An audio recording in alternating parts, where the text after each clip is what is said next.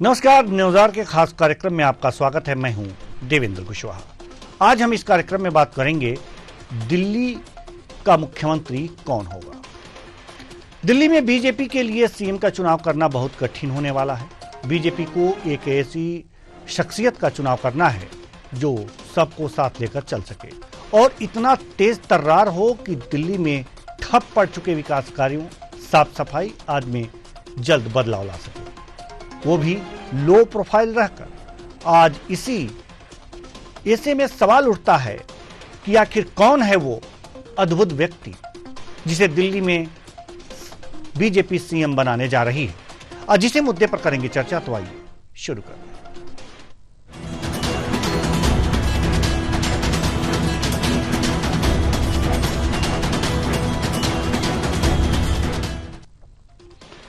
दिल्ली विधानसभा चुनाव में बीजेपी ने 70 में से 48 सीट पर जीत हासिल की है। इसी के साथ 27 साल के बाद बीजेपी दिल्ली में सरकार बनाने जा रही है। दिल्ली विधानसभा चुनाव में इस बार आम आदमी पार्टी के कई बड़े नेताओं को हार का सामना करना पड़ा है। इसमें पूर्व मुख्यमंत्री अरविंद केजरीवाल, मनीष सिसोदिया, सत्येंद्र जैन और सौरभ भारद्वाज जैसे नेता हैं। वहीं दूसरी तरफ बीजेपी दिल्ली में सत्ता में वापसी करने में सफल रही है। इसके बाद अब सभी की निगाह इस बात पर लगी हुई है कि पार्टी किसे मुख्यमंत्री बनाएगी। इस रेस में फिलहाल 7 लोगों के नाम चल रहे हैं। आइए जानते हैं कि वो कौन सा नाम है और क्यों उनकी दावेदारी मजबूत है। आइए पहले उन नामों पर जिक्र करते हैं। प्रवेश वर्मा। प्रवेश वर्मा इस नाम में, जो इस रेस में है, सीएम फेस के रेस में, इनका सबसे पहला नंबर इनका है। दूसरा मनोज तिवारी, दूसरे नंबर पर जिनका नाम लिया जा रहा है वो मनोज तिवारी हैं। तीसरे नंबर पर मनजिंदर सिंह सिरसा हैं। ये चौथे नंबर पर स्मृति ईरानी हैं, आप देख सकते हैं। उसके बाद 5वें नंबर पर विजेंद्र गुप्ता का नाम भी चर्चाओं में है। मोहन सिंह बिष्ट, इनका नाम भी चर्चाओं में है कि सीएम इन्हें भी बनाया जा सकता है। और 7वें नंबर पर वीरेंद्र सचदेवा, जो कि अध्यक्ष हैं बीजेपी के, उनका नाम है।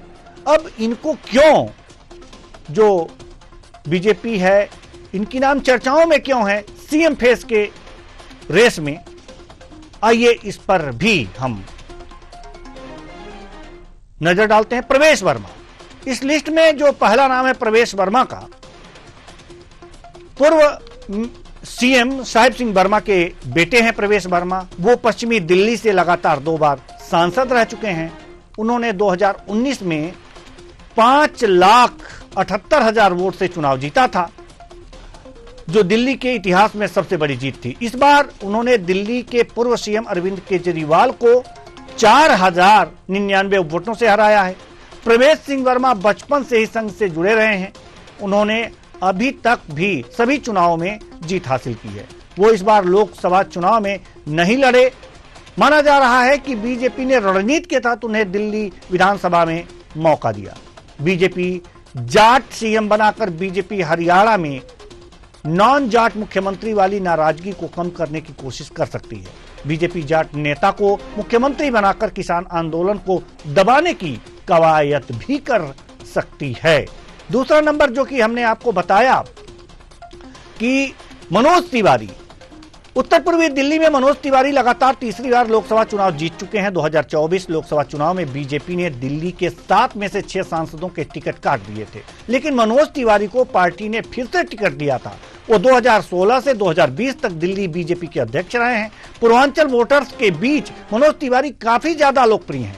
8 महीने बाद बिहार में चुनाव है, ऐसे में बीजेपी उन्हें भी मुख्यमंत्री बना सकती है। अब जो तीसरा नंबर है मनजिंदर सिंह सिरसा का, इनका इनाम चर्चाओं में है। मनजिंदर सिंह सिरसा 2013 और 2017 में शिरोमणि अकाली दल के टिकट पर विधानसभा का चुनाव जीत चुके हैं। इसके बाद वो तीसरी बार राजौरी गार्डन से विधायक चुने गए।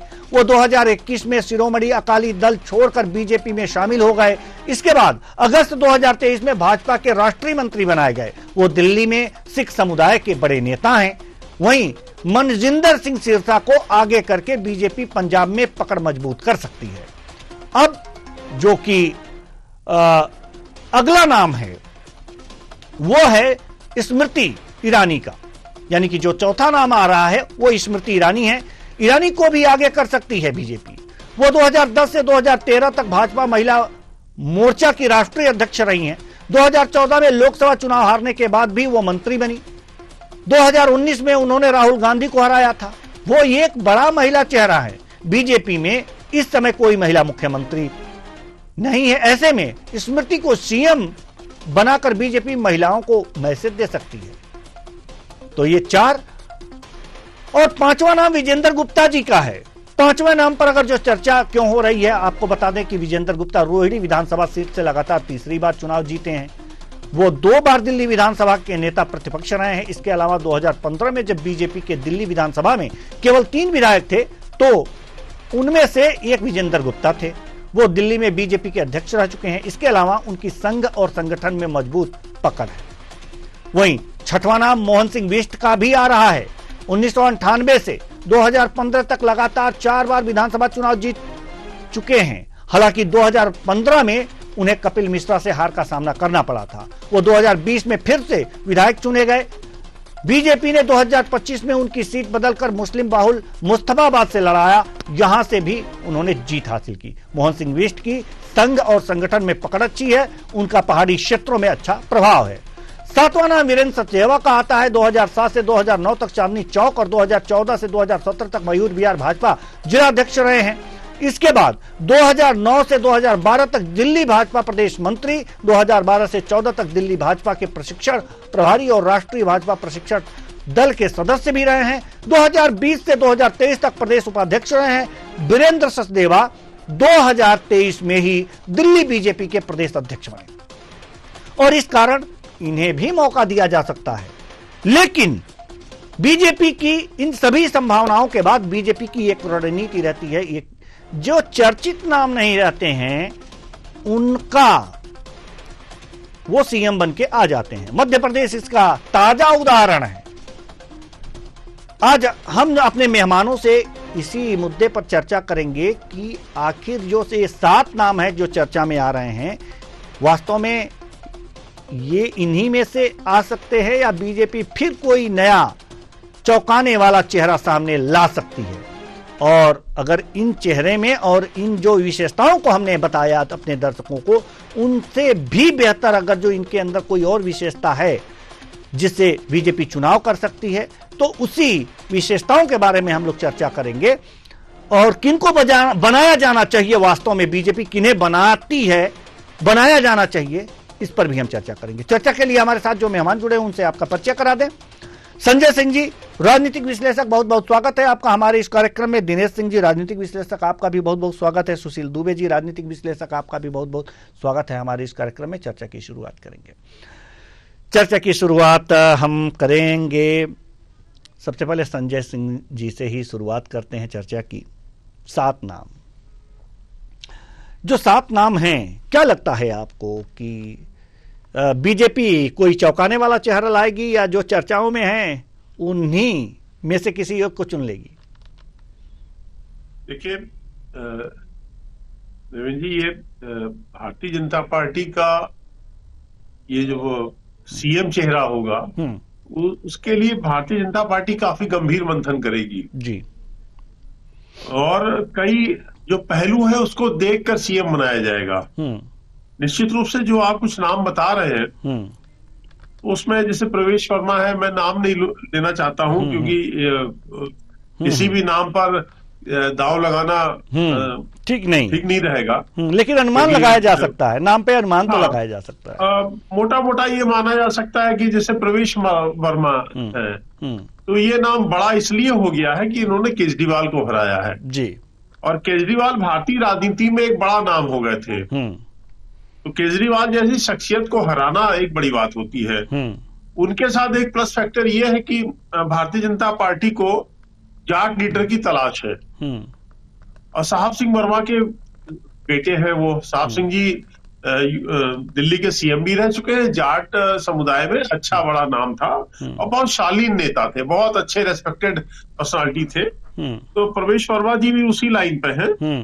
तो ये पार्टी, अब देखिए पार्टी क्या निर्णय करती है, लेकिन जो लगता है कि पार्टी बीजेपी एक सीएम और डिप्टी सीएम के विकल्प पे जाएगी, क्योंकि केजरीवाल भी एक डिप्टी सीएम थे, एक बना सकती, दो बना सकती है, उसमें जाति का कॉम्बिनेशन या और भी चीजों को देख सकती है।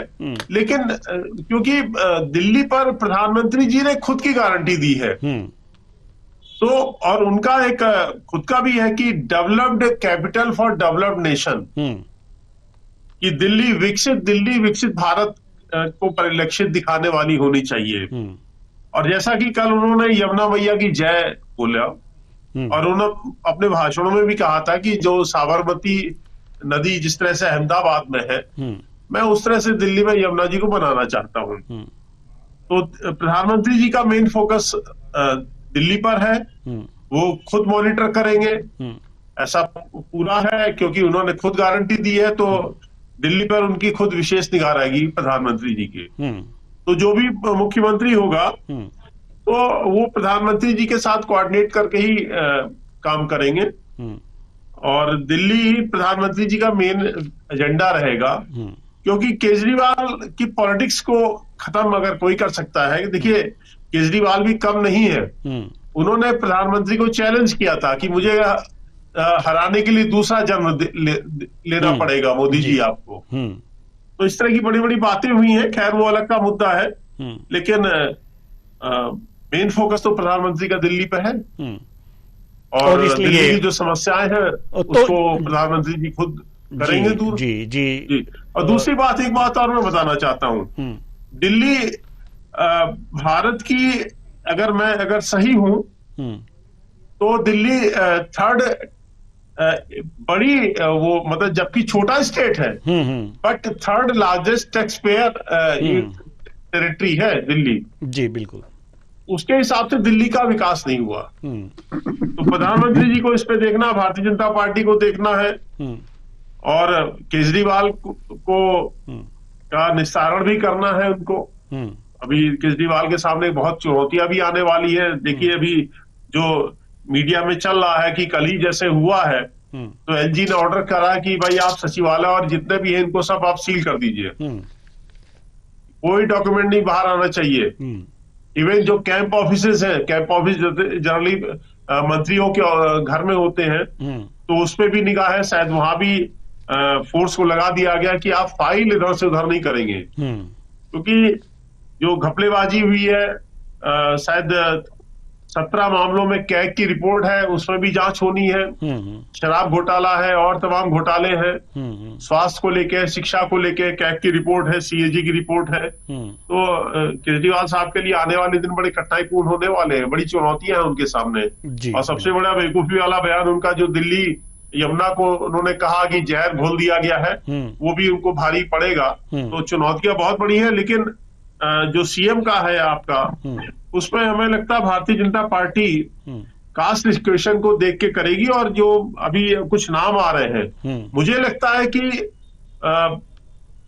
विधायक से ही तय करेगी भारतीय जनता पार्टी। किसी जो विधायक नहीं है उसको लाके चुनाव नहीं लड़ाएगी भारतीय जनता पार्टी, इन्हीं विधायकों में से मुख्यमंत्री बनाएगी। जी, इन्हीं विधायकों में से मुख्यमंत्री बनाएगी। दिनेश सिंह जी, हम आपके पास आना चाहते हैं, क्या लगता है आपको कि दिल्ली का मुख्यमंत्री कौन होने वाला है आपकी नजर में? जी, आप सभी को प्रणाम, कुशवाहा। देखिए, सबसे पहले तो क्या है कि दिल्ली जैसे कि अभी मतलब एक तरह से 2.5 दशक के बाद में वनवास खत्म हुआ है भाजपा का, तो अपने तरीके से कोई भी किसी तरह की कोताही जो है वो मतलब शायद बर्दाश्त नहीं करेंगे किसी तरह की। तो अपने तरीके से जो भी कोई होगा तो व्यक्ति ऐसा होगा जो मतलब जो मुझे लगता है अपने तरीके से हो सकता है रखेंगे, जो लचीले रुख के साथ, मॉडर्न सोच के साथ में, और जो किसी तरह की जो आगे की जो किस तरह की योजना जो है उनको लागू करने में आगे सहायक सिद्ध हो, और जिसकी लोकप्रियता भी और साथ साथ में वो एक तरह से सर्वमान्य हो सभी लोगों के बीच में। तो जैसे आज अभी एक अहम बैठक अभी चल रही है भाजपा की, जिसमें कि संगठन मंत्री केंद्रीय जो है वो भी रहेंगे, और बाकी जैसे उसके अलावा प्रदेश अध्यक्ष हो गए और प्रदेश प्रभारी वगैरह और अन्य नेता जो है और सब विधायक जो रहेंगे, तो वो उस बैठक में एक तरह से उसके बाद में एक चीज और रहेगी कि उसमें मतलब है कि अलग अलग जैसे समूह में करके, जैसे कोई लगता है कि कोई गुट है, क्योंकि देखिए हर प्रदेश में जैसे कि आप भी जानते हैं इसको ज्यादा मतलब पूरी तरीके से कि जैसे कि कोई प्रदेश है हो तो उसमें 3-4 गुट नॉर्मल बात है कि होते होते हैं, तो उन सब से अलग अलग करके और कुछ विधायकों से अलग से राय मशवरा करके और बाद में एक तरह से मतलब वो देखा जाएगा कि किसको क्या है क्या नहीं है।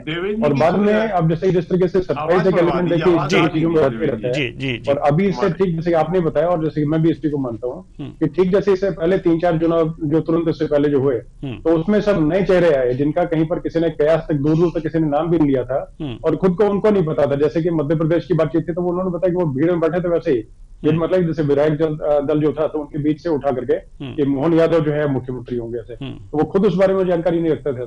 तो इसी तरह की चीजों को लेकर के दिल्ली से भी हो सकता है कोई ऐसा चेहरा हो, क्योंकि देखिए जो जैसे मैंने बताया कि 2.5 दशक के आसपास में वनवास रहा, लेकिन किसी भी तरीके से निष्क्रिय या इनएक्टिव जो है भाजपा कभी नजर नहीं आई और पूरे तरीके से मजबूत विपक्ष की जो भूमिका पूरी तरीके से निभाते रहे। तो उसमें देखिए, तो इसका मतलब मैं ये इसलिए बताना चाह रहा हूँ कि इसमें पूरे मजबूत तरीके से जो लगे रहे, तो उन नेताओं का भी देखिए कहीं ना कहीं हक बनता है कि अपने तरीके जब सत्ता आएगी तो उस टाइम पे कहीं ना कहीं भागीदारी उनको जो है या जिम्मेदारी जो देनी है तो किसको देनी कर देनी, सबका सब शीर्ष नेतृत्व वाले तरीके से उनके टच में बहुत से नेता हैं। जैसे बहुत से लोग जो है मतलब नेता ऐसे जो है जो विधायक बने हैं वो संघ के नजदीकी हैं, कुछ जो है मतलब कि जैसे कि पसंदीदा मतलब जैसे कि मतलब जो जैसे गृह मंत्री उनकी बिल्कुल गुड बुक में, कुछ जो है उनको पीएम के साथ उन लोगों ने काम किया हुआ, जैसे सतीश उपाध्याय की बात मैं करता हूँ। तो ये एक तरह से मतलब है कि जो 2-3 जो बड़े जो नेता हैं भाजपा में, तो उनके साथ में पूरे तरीके से बहुत लंबा समय तक इनका अनुभव रहा काम करने का, तो वो हम लोग नजरअंदाज नहीं करते। दूसरी बात जैसे कि मान के चलता हूं मैं, जैसे कि नाम पे लेके बोले तो प्रवेश वर्मा ठीक है, उन्होंने एक तरह से जायंट किलर हो गया,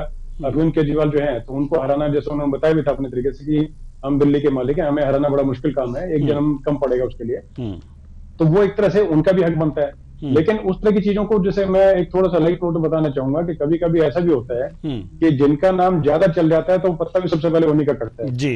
तो वो चीज रहती है, जैसे किसी दुश्मनी निकालनी तो उसका जो है पट्टी में नाम चला दिया जाता है, तो बाद में पता लगता है कि वो कहीं रेस से बिल्कुल अलग हो गए। तो इस तरह की चीजें भी हमें शायद नहीं करनी चाहिए, मतलब कि ज्यादा नाम करने से किसी का नुकसान करने का काम लोग बैठे बैठे निपटाते हैं किसी को, बिल्कुल। तो इसी तरीके से करके जो जैसे कि जो मैं मानता हूँ उस तरीके से जो भी आएगा, लेकिन दिल्ली की बेहतरी के लिए, दिल्ली के अच्छे के लिए काम करेगा। और दूसरा देखिए, जैसे बीच में चला मनोज तिवारी या अन्य जैसे बांसुरी स्वराज जिनका नाम चला, तो मुझे नहीं लगता कि किसी सांसद को और जैसे वहां से इस्तीफा दिलवा करके मुख्यमंत्री बनाने का काम किया जाएगा, क्योंकि उसका रीजन है कि देखिए मतलब केंद्र के अंदर भी जैसे कि जो उस तरीके से इस टाइम जो सरकार है, तो उनके पास में एक एक सांसद जो है बहुत कीमती है, बहुत अहम मतलब एक मूल्यवान एक तरह से समझे, क्योंकि जैसे अगर ये 325 या 300 अगर फिगर होता तब बात अलग थी। लेकिन जैसे कि मान के चले कि जैसे कि जो नंबर जो है उस तरीके से बिल्कुल एक तरह से नेक टू नेक वाली चीजें हैं, तो उसमें किसी भी तरीके से एक भी नंबर कम होना, एक भी सांसद कम होना केंद्र की लिस्ट में से, वो बड़ा नुकसानमंद रहता है। इसलिए वहां से मैं बिल्कुल रूल आउट करता हूँ, जहां तक वो हो सकता है अलग तरीके से सोच के करे तो अलग है। तो उस तरीके से लेकर के कहीं ना कहीं जैसे स्मृति ईरानी है, तो उनको लाके कहीं ना कहीं जिम्मेदारी देने का काम किया, क्योंकि वो एक तरह सर्वमान्य भी हैं और लोकप्रिय भी हैं और अपने तरीके से लचीला रुख भी रखती हैं और केंद्र नेतृत्व के नजदीकी भी हैं। और उसका जैसे कि मनिंदर जो सिरसा जो है उनका नाम जैसे लिया, तो उनके बारे में देखिए मैं थोड़ा सा ये समझता हूँ, क्योंकि जैसे इससे पहले क्या था कि भाजपा के घटक दल के साथ में थे, वो एनडीए का हिस्सा था शिरोमणि अकाली दल, तो उसमें से 2-3 बार उन्होंने दिल्ली से चुनाव लड़ा। और उसके बाद में मतलब है कि इनको जैसे यहाँ पर ज्वाइन करने के बाद में नेशनल सेक्रेटरी बनाया गया। 2021 में देखिए इन्होंने पिछवाड़ी ज्वाइन की भाजपा, तो उसमें क्या है कि इस तरीके से शायद होता है कैडर जो है पुराने जो लोग हैं उस तरीके से शायद एक्सेप्ट ना करें, तो सर्वमान्य मतलब एक्सेप्टेबिलिटी जो है वो भी होनी बड़ी जरूरी है। तो एक्सेप्टेबिलिटी के नाते मैं मतलब उस नाम को मैं समझता हूँ कि शायद मुझे लगता है कि कंसिडर हो सकता है कि नेताओं के दिमाग में कुछ और हो, जैसे आपने बताया कि पंजाब के चुनाव को लेकर के, लेकिन उसमें तरविंदर जो मारवा जो है वो भी हो सकते हैं, जैसे इस तरीके से अगर इस गिनती में करें, या पंजाब से और बहुत सारे नाम है, क्योंकि जैसे कि ये 48 विधायक जीते हैं, तो उसमें सभी का कहीं ना कहीं मतलब पूरा पैन इंडिया और हर जगह से कहीं ना कहीं से जो चेहरे जो हैं वो सब, क्योंकि मेट्रोपॉलिटन सिटी है, यहाँ पर अपने तरीके से जरूरी नहीं है कि ठीक है कि एक ही वर्ग के लोग हों या एक ही समाज के। तो उस तरीके से मैं समझता हूँ कि अभी फिलहाल सर हम लोग मतलब एक तरह से कयास लगाते हैं और सस्पेंस जो है पूरा बाकी है, फिल्म अभी बाकी है, तो इंतजार का मजा ही लेना पड़ेगा हमें जी। इंतजार तो करना ही पड़ेगा और उसका मजा भी लेना पड़ेगा। दर्शक मजा जरूर ले रहे होंगे हम लोगों के आकलन का। हमारे साथ सुशील दुबे जी राजनीतिक विश्लेषक मौजूद हैं। देवेंद्र जी एक इंटरप्ट कर रहा हूँ जी। सुशील द्विवेदी भाई साहब नमस्कार आपको।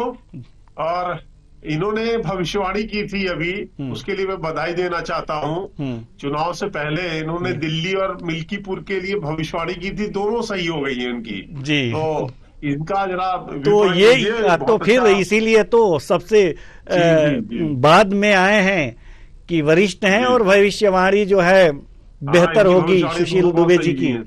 जी, आप सबसे वरिष्ठ भी हैं। और जी सुशील दुबे जी, हम आपके पास आना चाहेंगे। आपके नजर में मुख्यमंत्री कौन होना चाहिए दिल्ली का? मित्र, मेरी आवाज आप तक आ रही है? जी जी जी। क्योंकि मैं संजय भाई को नहीं सुन पाया, मैं दिनेश भाई को नहीं सुन पाया, इसलिए मैं थोड़ा सा वो रहा। जी, कोई बात नहीं, तो मैं अपनी बात शुरू कर सकता हूँ? जी जी। हाँ, आपका सवाल क्या है? दिल्ली का मुख्यमंत्री कौन हो सकता है आपके नजरिए से? लेकिन इससे पहले हम आपको बता दें, अभी आपने बताया कि आपने संजय जी की आवाज नहीं सुन पाए, तो उन्होंने पहले तो आपको प्रणाम किया है और उसके बाद से इन्होंने कहा कि आपकी 2 भविष्यवाणियां सही हुई, मिल्कीपुर की भविष्यवाणी सही हुई, दिल्ली की भविष्यवाणी सही हुई। इसलिए जी पहले ही तो इसलिए मेरा ही पहुंचा दिए कुछ जी। जी जी जी, आप जी दिनेश जी भी, दिनेश सिंह गैस जी भी आपको प्रणाम करते हैं।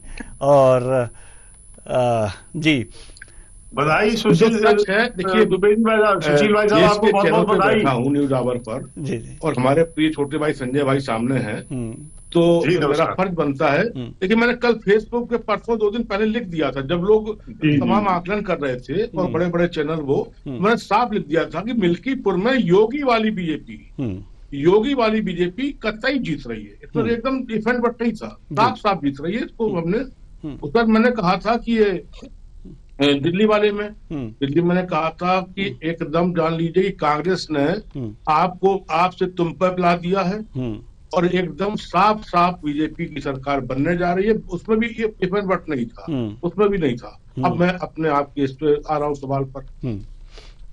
मित्र, 14 के बाद से बहुत कुछ चीजें बदली हैं। उसमें कौन बनेगा करोड़पति, कौन मंत्री बनेगा, कौन मुख्यमंत्री बनेगा, कौन डिप्टी सीएम बनेगा, कितने बनेंगे, ये तमाम सवाल आते हैं, तमाम आशंकाएं आती हैं। दिल्ली की विक्ट्री तो 27 साल 30 साल बाद बहुत जबरदस्त, और मैं अभिनंदन करता हूँ, स्वागत करता हूँ इस जीत का। मित्र, जब चीजें बदली हैं तो दिल्ली में भी कुछ ना कुछ बदलेगा।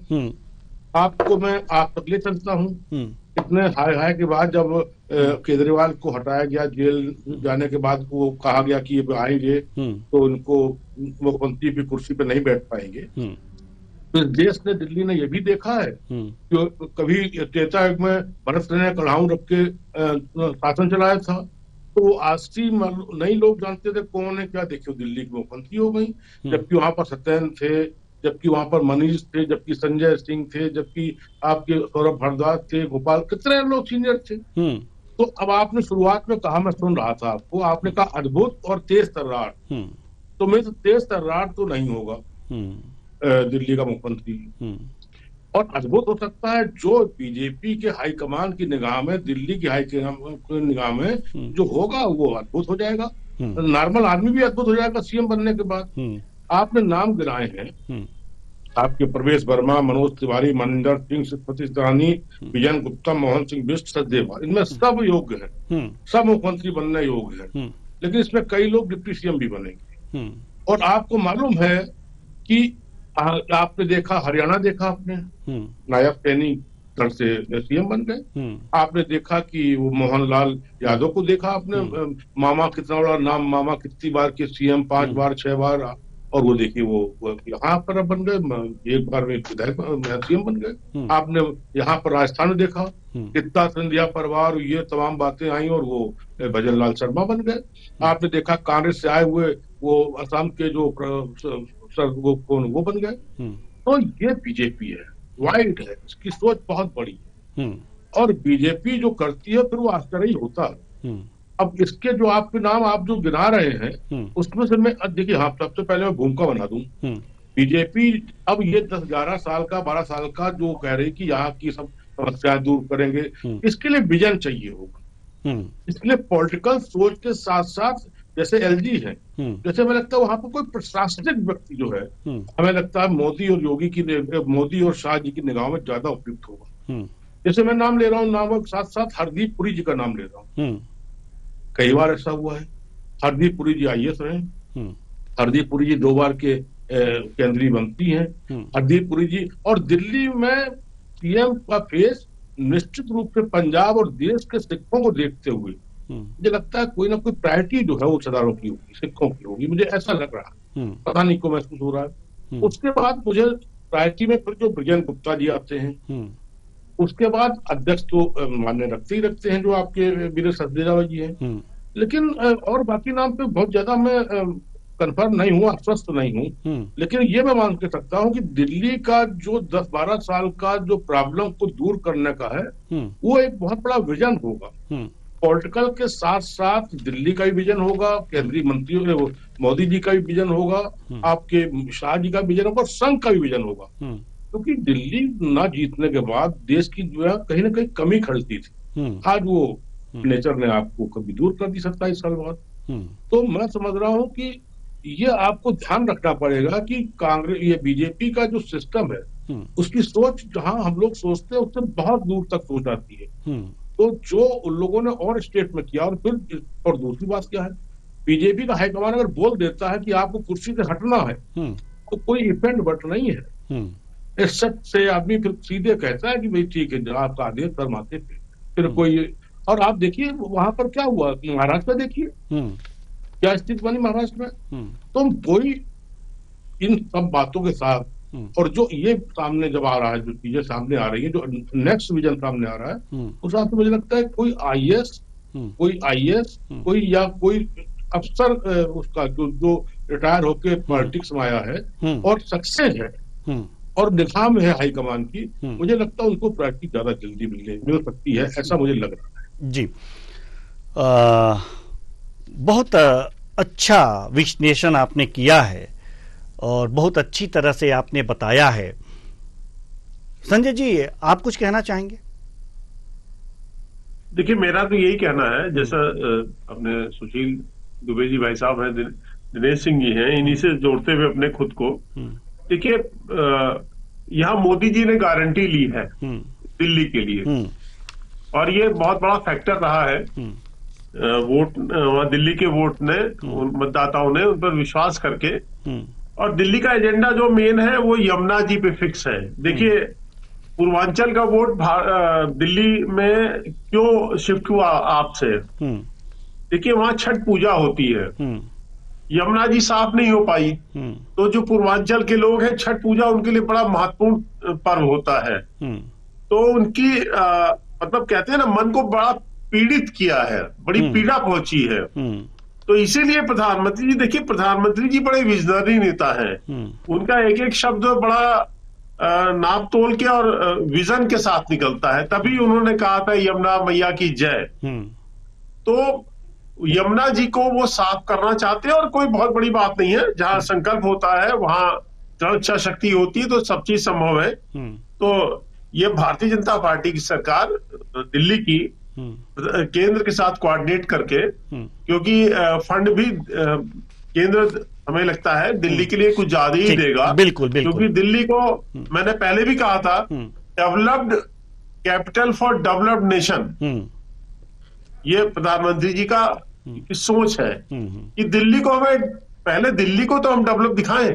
जी बिल्कुल। आज दिल्ली की जो दुर्गति है, जो प्रदूषण है, हेल्थ सेक्टर में दिक्कतें हैं। अब केजरीवाल साहब के साथ दिक्कत ये थी कि वो आरोप लगाते थे, भाग जाते थे झूठ बोल के। कोविड पीरियड में जो ऑक्सीजन की दिक्कत हुई, उन्होंने कहा था कि भाई हम वादा भी किया था कि हम हर दिल्ली उसमें हॉस्पिटल में ऑक्सीजन का एक प्लांट लगवाएंगे। तो इस तरह के तमाम वादे उनके रहे हैं।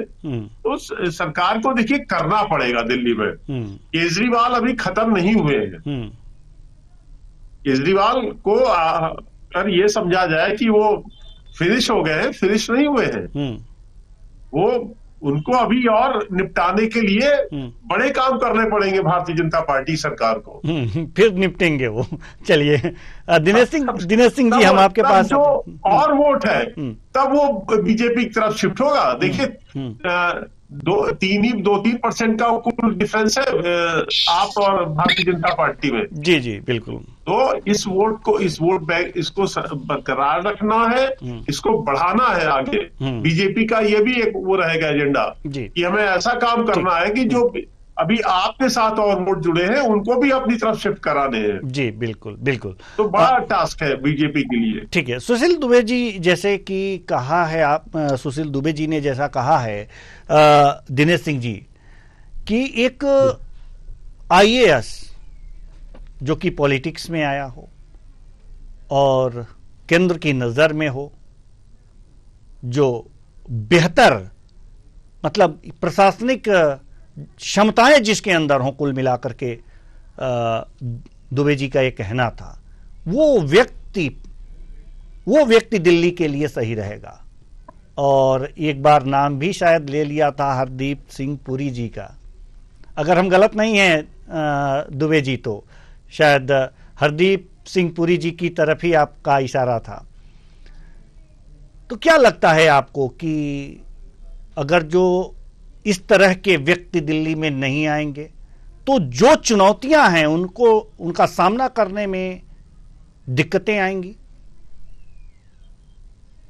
देखिए कुशवाहा जी, सुशील जी जो है वो या संजय जी जो है, तो देखिए अपने तरीके से जो भी मतलब मैं उनकी राय का सम्मान करता हूँ जी। साथ साथ में देखिए कुछ चीजें एडिशन में बताना चाहूंगा कि देखिए इस टाइम पे जो चाहिए, जो प्रशासक के तौर पे काम करने वाले व्यक्ति चाहिए, मुख्यमंत्री कम प्रशासक।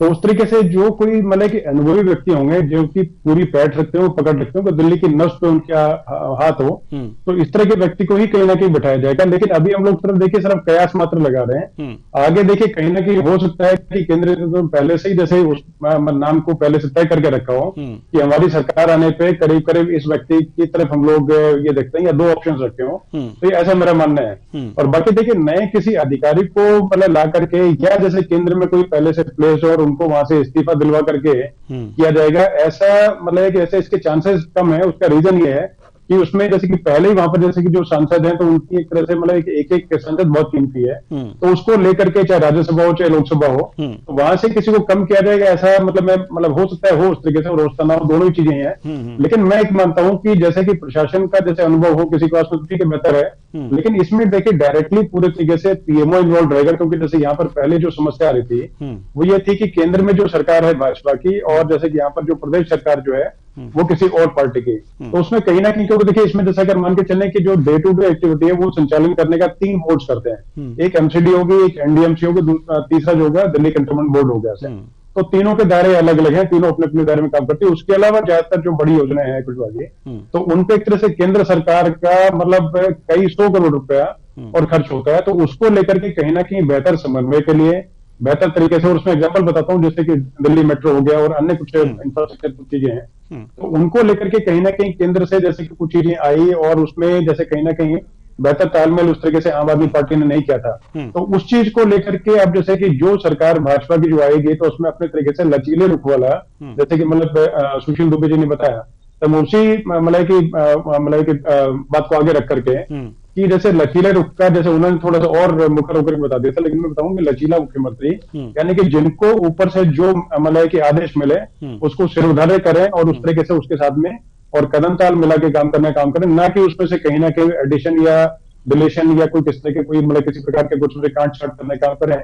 वो कतई ऊपर जो है वो नहीं चाहेंगे, क्योंकि विजन आगे जैसे प्रधानमंत्री जी कहते भी हैं कि विजन 2047 का जो 100 साल हमारी आजादी के होंगे, तो तब तक हमें मतलब देश को बहुत आगे तक लेके जाना है। तो उसी रूपरेखा को लेकर के, चाहे क्लाइमेट को लेकर के हो या मनोज की सफाई को लेकर के हो, या मतलब जैसे कि देश की राजधानी को अलग जैसे लेवल पे ले जाने की बातचीत हो, तो उन्हीं चीजों को लेकर उस विजन को साकार करने वाला एक ऐसा व्यक्ति जो मॉडर्न समझ रखता हो और साथ साथ में उसकी समझ उस के साथ में मतलब कि पूरे तरीके से तालमेल बिठा करके जो कर सके, तो ऐसे ही व्यक्ति को बैठाया जाएगा। और इसके अलावा मुझे लगता नहीं कि और कोई नई चीजें, लेकिन ऐसे जैसे मैंने बताया तो सरप्राइज एलिमेंट जहां तक है उसके पूरे उसके लिए मतलब कि जहां तक हमें सबको तैयार रहना चाहिए, क्योंकि सरप्राइज एलिमेंट कुछ न कुछ हो गया होगा। जो नाम चल रहे हैं हो सकता है इनमें से कोई हो, लेकिन ज्यादा चांसेस ये है कि कोई नए तरीके से कोई ऐसा व्यक्ति हो जिसके बारे में किसी ने ज्यादा नाम जिसका मीडियम नहीं चला और बिल्कुल एक तरह से मतलब वर्जिन नाम लगा करके खड़ा कर दिया। जी बिल्कुल बिल्कुल। सुशील दुबे जी, हम आपके पास आना चाहते हैं, जैसा कि आपका दिल कह रहा है और जिस तरह की आप बात अनुमान लगा रहे हैं कि प्रशासनिक जिसके अंदर प्रशासनिक क्षमता हो वो व्यक्ति दिल्ली के लिए सुटेबल होगा, लेकिन अगर जो बीजेपी ऐसे व्यक्ति को नहीं लाती है तो क्या कठिनाइयां सामने आ सकती हैं? मित्र, पिछले कई साल से एक प्रशासनिक व्यक्ति जिसको माना जाता था कि बीजेपी शासन की तरफ से नियुक्त है, वो एलजी ही तो काम कर रहे थे जी। ये सारा संकट या सारा प्रॉब्लम तो केजरीवाल को, जो खांसी पूरी रही है पूरे 5 साल, भाई केजरीवाल 2 ही काम तो किए हैं पूरे 5 साल या 10 साल या 12 साल, खांसी करते रहे हैं। और वो मोहल्ला क्लिनिक तो बड़ा गार्बेज इकट्ठा हो गया है। गार्बेज का पूरा आइडिया उनके पास है। आप क्यों, अगर ऐसा ना होता तो तत्काल दिल्ली प्रशासन को लॉक कर दिया गया है। जैसे रिजल्ट आए हैं आपको सबको जानकारी होगी, तो लॉक क्यों किया गया है? दिल्ली प्रशासन के प्रमुख ने कहा कि कोई फाइल बाहर नहीं जाएगी, कोई तमाम चीजें। तो इसका मतलब सफाई करनी है, देखना है 11.5 साल के गार्बेज को। तो वो आदमी जो सीएम बनेगा, वो पहले तो उसकी मानसिकता 1-1.25 साल तक वो सफाई लीडर की होगी और इसकी होगी, हेल्थ वर्कर की होगी, क्योंकि पॉलिटिकल आदमी तो अपने हिसाब से शुरू करेगा। लेकिन अब अगर आपको समस्या दूर करनी है और जैसा दिल्ली आप सोच रहे हो वैसा बनाना है, तो प्रशासनिक व्यक्ति पे थोड़ा सा हार्ड होता है। वो ये नहीं कि 4 लोग आए और वो उसकी एक थीम होती है, जो उसकी लाइन होती है, जो लेंस होती है, वो प्रशासनिक अलग से होती है, ऑर्डर करने वाली होती है। और मुझे लगता है कि दिल्ली को ऑर्डर करने वाले आदमी की जरूरत है। भले ही हम कहते हैं कि पॉलिटिकल आदमी के जो मानसिकता अगर ऑर्डर करने वाली है, अगर प्रशासन करने वाली है, तो उसमें तो कोई भी हो सकता है। लेकिन अभी आपके पास विकल्प तो है ना। मैं तो खाली नाम लिया, हो सकता है 5 में से कोई अलग हो जाए, हो सकता है हरदीप पुरी जी भी ना हो, कोई और हो जाए, हो सकता, मतलब कोई भी हो सकता है। क्या दिमाग में चल रहा है हाईकमान जाने। तो भाई कई चीजें ऐसी हुई है कि 10-10 दिन नहीं हुए हैं, 15-15 दिन सीएम नहीं बने हैं, 20-20 दिन नहीं बने हैं। कौन बनेगा। तो मुझे लगता है कि दिल्ली है और दिल्ली में ही पीएम भी है और दिल्ली में ही सीएम भी है जी। तो जो विकल्प क्या है आपके पास? 2 डिप्टी सीएम यूपी में 2 है, वहां आप 6 बना दीजिए, क्या फर्क पड़ता है? खाली आपको पॉलिटिकल तो देना है ना। लेकिन एक एंगल जो मुझे लग रहा है, देश में अब बिहार का है, बंगाल का है, पहाड़ का है, कौन वोटर है कौन नहीं है, कौन चंद क्या, लेकिन सिख कम्युनिटी का जो वोट है, वो तमाम किसान आंदोलन को ले लो और चीजों ले लो, तो उसको लेके कहीं ना कहीं आप एक वो बनता सिंबल बन जाता है। तो हरदीप पुरी जी का नाम मैंने कहीं से आया, मैं कल से इस बात को सोच रहा हूँ कि कौन हो सकता है। तो मुझे लगता है कि यहाँ पर जिसकी मानसिकता प्रशासन वाली होगी और 2 साल में सब चीजों को मैनेज करने वाली होगी, वही हमें प्रायोरिटी में आएगा। बाकी तो कोई भी बन सकता है और बनना भी चाहिए। जो लोकतंत्र में और चुनाव, शानदार चुनाव में जीते हैं, तो उसमें तो, और बाकी तो जितने आपके 48 विधायक हैं, इनमें से कोई बन सकता है जी। बिल्कुल। अब ये किसकी मुकद्दर है, वो पूजा करे। उत्तर प्रदेश में एक बार ऐसा हुआ था, नाम चला था सिन्हा साहब का, वो पूजा करने लग गए, आदरणीय योगी जी आ गए, ये नेचर का फैसला था। तो इसके लिए बस हम लोग खाली कयास लगा सकते हैं। बिल्कुल बोल सकते हैं, कयास ही लगा सकते हैं। अब हाईकमान के मन में क्या चल रहा है, ये देखने वाली बात होगी। अब चूंकि समय नहीं है, नहीं तो इस चर्चा को और आगे बढ़ाते। बहुत बहुत धन्यवाद तीनों मेहमानों का, तीनों विद्वानों का। आप आए और अपने अपने विचार साझा किए। तो सीएम कौन होगा सीएम दिल्ली का, इस पर विचार चल रहा है, नाम तैर रहे हैं और आकलन भी लगाया जा रहा है। हमारे विद्वानों ने भी आकलन लगाया है। लेकिन बीजेपी में एक बात यह है कि अचानक ऐसे नाम सामने आ जाते हैं जिन पर किसी ने विचार ही नहीं किया होता है। मध्य प्रदेश उसका उदाहरण है। तो आकलन तो लग ही रहे हैं, लेकिन कौन बनेगा सीएम? और वही बनेगा सीएम जिनके भाग्य में होगा, जिनके किस्मत में होगा और जिनका नाम आला कमान के दिमाग में चल रहा होगा। तो थोड़े से इंतजार करने की जरूरत है, थोड़ा इंतजार का मजा लीजिए, तो सीएम तो बनेंगे। फिलहाल इस कार्यक्रम में इतना ही। मुझे दीजिए इजाजत। नमस्कार।